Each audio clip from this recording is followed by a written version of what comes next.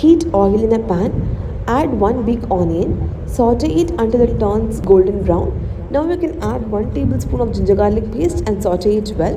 Now add 1 small tomato and fry it in a very low flame. You can add spices like chili powder, coriander powder and garam masala powder.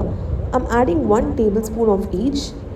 At this stage you can add the salt that is required for the entire gravy.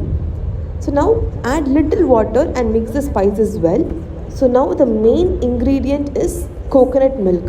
So this is the coconut paste. I'm adding the coconut milk followed by some water.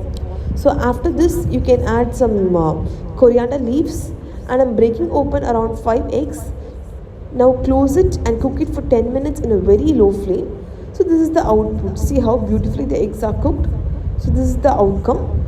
So you can have this with chapati or even rice. It will taste very good.